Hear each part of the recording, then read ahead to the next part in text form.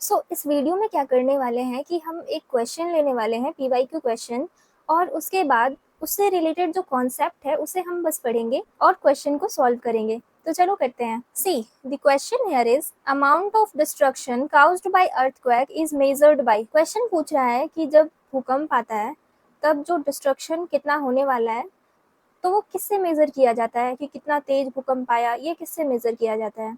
तो यहाँ पर 4 ऑप्शन है, Richter scale, intensity scale, magnitude scale and Mercalli scale. ठीक है, तो हमें बताना है कि इसमें कौन सा ऑप्शन सही है। तो सबसे पहले हम लोग क्या करेंगे कि इससे रिलेटेड जो कॉन्सेप्ट है उसको पूरा पढ़ेंगे, तब हम इस क्वेश्चन को सॉल्व करेंगे। तो चलो देखते हैं अर्थक्वेक के बारे में। जब तुम लोग लोअर क्लासेस में होगी तब तुमने सुना होगा कि अर्थक्वेक कब आता है, जब धरती के अंदर की प्लेट्स जो होती हैं, ऐसा बोलते हैं कि धरती के अंदर की जो प्लेट्स होती हैं वो एक दूसरे से टकराती हैं तो अर्थक्वेक आ जाता है। नॉर्मली ऐसा बोलते हैं। तो समझते हैं इसी बात को। ठीक है, देखो ये क्या है, ये हमारा अर्थ है ना। अब हमारा जो अर्थ है उसमें कई सारे प्लेट्स से बने हैं, प्लेट से मिलकर बने हैं। ठीक है, उसे हम लोग क्या कहते हैं, उसे हम लोग टेक्टोनिक प्लेट्स कहते हैं। जैसे यहाँ पे देखो, north American plates, south plates, मुझे नहीं पता है कितने प्लेट्स होते हैं, आई थिंक 19 to 20 तो होते ही होंगे। सो ये पैसिफिक प्लेट्स, यूरेशियन प्लेट्स, आप इसके बारे में सर्च कर लेना कि कितने टेक्टोनिक प्लेट्स हैं। तो देखो ये जो प्लेट्स हैं वो एक दूसरे से डिवाइडेड होते हैं, मतलब ये प्लेट्स तो अलग अलग होते हैं। अब ऐसा होता है कि लाइक मैं इसे पहले इरेज करती हूँ। हम लोग यहाँ से डिफरेंट कलर, ठीक है। अब देखो, मान लो ये इधर जो फिलीपीन प्लेट है और इधर जो आर्कटिक प्लेट है, तो अब मान लो इनका जो मूवमेंट है, इस वाले प्लेट का मूवमेंट इस तरफ है और ये जो आर्कटिक प्लेट है इसका मूवमेंट जो है वो इस तरह चल रहा है। ठीक है, तो ये दोनों जो है वो एक दूसरे की तरफ जा रहा है, अब एक दूसरे की तरफ जा रहा है तो ये तो टकराएगा एक दूसरे से। तो टकराने के कारण क्या होगा कि यही बोलते हैं कि जो प्लेट्स होती हैं वो टकराती हैं, तो इससे क्या होता है ना कि भूकंप पैदा होता है। ठीक है, तो ये बहुत ही ज़्यादा इजी वे था बताने का कि किस तरह से भूकंप पैदा होता है। ठीक है, अब चलो आगे चलते हैं। देखो, भूकंप जो आता है, मीन्स अर्थक्वेक जो आता है, वो एक तो ये प्लेट्स के कारण आता है और दूसरा भी एक रीज़न होता है कि जब कहीं पे वोल्केनिक एरप्शन होता है तो उसके कारण भी अर्थक्वेक आता है। चलो समझते हैं कि ये कैसे होता है। देखो, हम लोग जानते हैं कि ऊपर की जो लेयर होती है अर्थ की वो क्रस्ट होती है इस तरह से। देखो ये इतनी लेयर मान लो, ये क्या होती है, ये क्रस्ट होती है। ठीक है, अब इसके अंदर की जो लेयर होती है वो सेमी सॉलिड होती है। ठीक है ना, और इस सेमी सॉलिड को क्या कहते हैं, इसे कहते हैं मेंटल।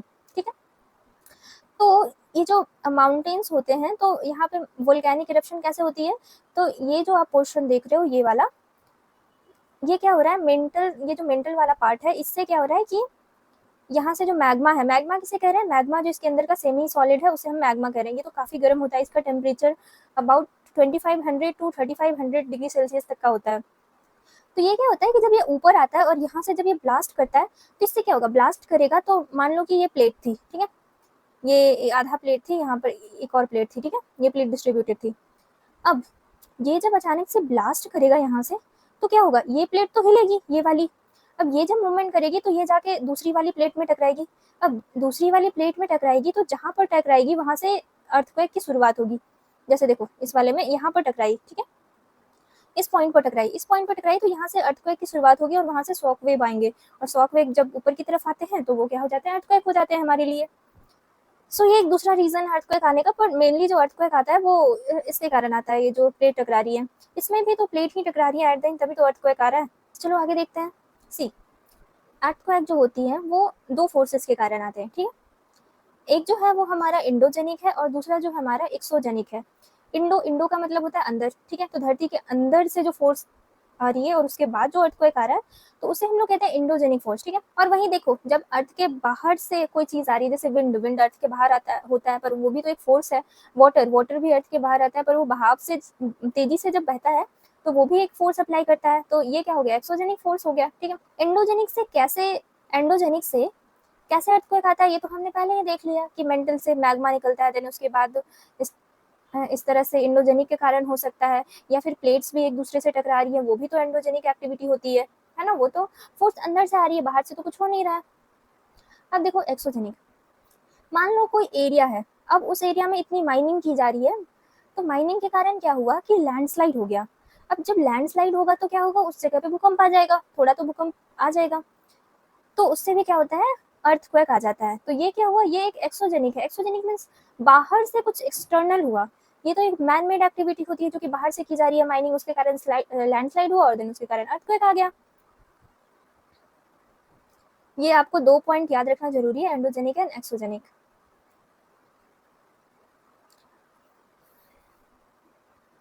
नेक्स्ट यहाँ पर क्या इंपॉर्टेंट बताया गया है कि देखो, ये इधर से एक प्लेट आ रही थी, ये इधर से दूसरी प्लेट आ रही थी। अब ये दोनों एक दूसरे में टकराई, है ना, तो ये इस पॉइंट पर टकराई सबसे पहले। तो इस पॉइंट पर जब टकराई तो उससे क्या हुआ कि जो वेव प्रोड्यूस होता है टकराने के कारण, उसे क्या कहते हैं, सिस्मिक वेव कहते हैं। ठीक है, यहाँ पे लिखा है सिस्मिक वेव कहते हैं। तो ये सिस्मिक वेव ऊपर की तरफ जब आता है तो इसके कारण देखो, ये सिस्मिक वेव जब ऊपर की तरफ आता है ना, तो हमारा जो लैंड होता है जो कि ऐसे होता है, ऐसे सीधा होता है ना, पर जब सिस्मिक वेव के कारण क्या होता है, ये इस तरह के कुछ वेव बनाते हैं इस लैंड पर भी, इस वाले पे, जिसके कारण जो उसके ऊपर की बिल्डिंग होती है वो क्या होती है, डिस्ट्रक्ट हो जाती हैं। अब देखो और कुछ मेन पॉइंट्स है इसमें, जैसे कि ये जो है ये फॉल्ट लाइन इसे कहेंगे, ये जो लाइन है जहाँ पे ये टकरा रही है, ये पूरा जो गैप है इसे हम लोग क्या कहेंगे, फॉल्ट लाइन कहेंगे। ठीक है, अब कुछ इंपॉर्टेंट पॉइंट है यहाँ पे, let me first erase it. देखो, अब जैसे जैसे मान लो कि ये मेरा फोन है, ठीक है, और ये जो मेरा है ये माइक है, ओके। अब ये दोनों जहाँ पर टकरा रही हैं, मान लो ये दोनों जो है वो 2 टेक्टोनिक प्लेट्स हैं, तो ये जब टकरा रही हैं तो जहाँ पर टकराई ना, जहाँ से शुरुआत हो रही है अर्थ से, इस वाले पॉइंट से, तो इसको क्या कहते हैं, इसको कहते हैं हाइपोसेंटर। ठीक है, यहाँ पे देखो हाइपोसेंटर है ना, हाइपोसेंटर। और हाइपोसेंटर क्या होगा, हाइपोसेंटर तो जमीन के नीचे होगा। अब हाइपोसेंटर के जस्ट ऊपर जो जमीन होगी, जस्ट उसके ऐसे ऐसे 90 डिग्री पर ऐसे जो जमीन होगी, और यहाँ पर ये वाला जो पॉइंट होगा उसे क्या कहेंगे हम, उसे कहेंगे हम ईपी सेंटर। ठीक है, इसे याद रखना। अब हमने तो देख लिया कि अर्थक्वेक आया, ठीक है। अब अर्थक्वेक को मेजर कैसे किया जाए कि कितने इंटेंसिटी से आ रहा है, क्या हो रहा है, तो उसको मेजर करने के लिए सिस्मोग्राम बनाया गया। सिस्मोग्राम जो होता है वो ये इस तरह का डिवाइस होता है। ये सबसे अर्लियर वर्जन आपको दिखाया गया, अब तो मशीन के फॉर्म में आती है तो इस तरह से नहीं शो होगा, पर देखो इस सिस्मोग्राम में क्या था कि ये इस तरह का कुछ था, और यहाँ पर पेपर होता था, और उसके बाद जो अर्थ की जो भूकंप की इंटेंसिटी है वो यहाँ पे ड्रॉ होती थी। देखो ये ग्राफ जो है, ये जितना ज़्यादा इस तरह से स्पेस, मतलब जितना इसका लेंथ जितना बड़ा होगा उतना ज़्यादा इंटेंसिटी के साथ भूकंप जो है वो आया है। अब देखो इस पे जो ये इस तरह का ग्राफ फॉर्म हो रहा है, इस तरह का जो भी ग्राफ फॉर्म हो रहा है, तो इसको क्या कहते हैं, इसको कहते हैं सिस्मोग्राफ। ठीक है, देखो जो मशीन है उसे कहा जा रहा है सिस्मोग्राम, और जो यहाँ पर डायग्राम बन रहा है, जो ग्राफ बन रहा है उसे क्या कहेंगे, उसे कहेंगे सिस्मोग्राफ। ठीक है, सिस्मोग्राफ है ये और ये सिस्मोग्राम है, इसमें कंफ्यूज मत होना। ठीक है, और जो अर्थक्वेक की स्टडी जिसमें की जाती है उसे कहते हैं सिस्मोलॉजी। ठीक है, पर इसमें एक प्रॉब्लम है, इसमें ये प्रॉब्लम है कि ठीक है हमने ये इंटेंसिटी इस तरह से बना ली कि इतने इंटेंसिटी पे आया, बट स्टिल उस टाइम एक प्रॉपर चीज़ नहीं थी कि हाँ इतने इंटेंसिटी पे आया, जिससे कि मेजर कर सके, बता सके कि हाँ यहाँ की इंटेंसिटी ज़्यादा है, यहाँ की इंटेंसिटी कम है।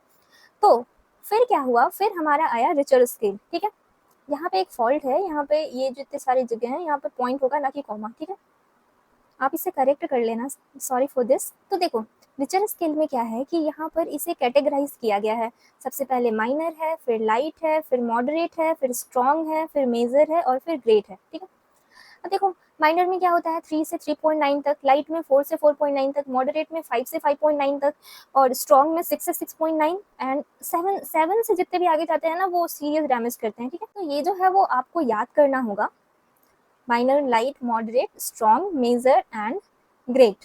और ये स्टार्ट कहाँ से हो रही है, 3 से स्टार्ट हो रही है, ये तो इजी है ना, 3 से 3.9, 4 से 4.9, 5 से 5.9, 6 से 6.9, 7 से 7.9 और 8 एंड अबव जो होंगे वो ग्रेट वाले में आएंगे, और ये काफ़ी ज़्यादा डिस्ट्रक्शन करेंगे। देखो इसे याद करने का आप एक ट्रिक भी बना सकते हो, जैसे कि मैं यहाँ पे लिख सकती हूँ ML, MS एंड MG। ठीक है, तो ये एल से तो लाइट आपको समझ में आ रहा है, एस से जो स्ट्रॉन्ग है वो भी समझ में आ रहा है, और जी से ग्रेट होगा ये भी समझ में आ रहा है। यहाँ पे आपको याद करना होगा ये वाला जो है फर्स्ट वाला माइनर है, सेकंड वाला मेजोरेट है, सॉरी मॉडरेट है, और थर्ड वाला जो है वो मेजर है। ठीक है, चलो देखते हैं कि अब कहीं पर भूकंप आता है तो उसके कारण क्या क्या तबाही होता है। तो सबसे पहले लॉस ऑफ लाइफ तो होता ही है, और फिर हमारा जो प्रॉपर्टी का लॉस होता है, देन उसके बाद काफ़ी ज़्यादा डिस्ट्रक्शन हो जाता है बिल्डिंग्स वगैरह का, सारी चीज़ों का। सो ये जो है वो मेजर इफेक्ट हैं अर्थक्वेक के।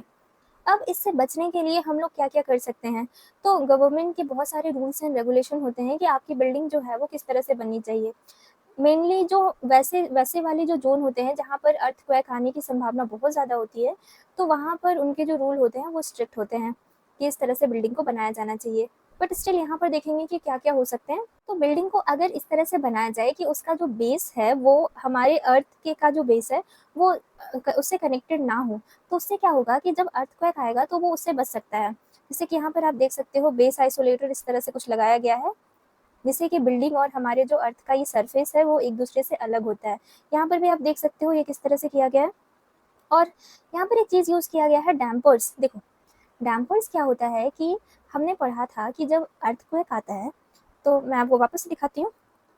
हाँ, ये वाला देखो, अर्थक्वेक आता है तो हमारे पास वो ऐसे क्यों होता है कि जो लैंड है वो मूव जो लैंड है वो शेक करने लगता है, बिल्डिंग हिलने लगती है। ऐसा होता क्यों है? क्यों होता है? तो ये सिस्मिक वेव के कारण होता है। ये इतनी तेज़ी से फ़ोर्स आता है सिस्मिक वेव के फ़ॉर्म में कि जो इतना ज़्यादा मूवमेंट होने लगता है, ठीक है? तो अब क्या है कि ये जो डैम्पर्स होती है, वो सिस्मिक वेव को ज़्यादा से ज़्यादा एब्ज़ॉर्ब करती है अपने अंदर। तो वो अगर डैम्पर्स एब्ज़ॉर्ब कर लेगी सिस्मिक वेव को, तो वो जो है वो बिल्डिंग पर इफ़ेक्ट नहीं करेगा। अब बिल्डिंग पे इफ़ेक्ट सिस्मिक वेव का नहीं होगा, तो बिल्डिंग गिरेगी भी नहीं, कोलैप्स भी नहीं होगी। सो जो ज़्यादा अर्थक्वेक प्रोन एरियाज़ होते हैं, जहाँ पे कि बहुत ज़्यादा अर्थक्वेक आते हैं, तो वहाँ पे डैम्पर्स का यूज़ किया जाता है।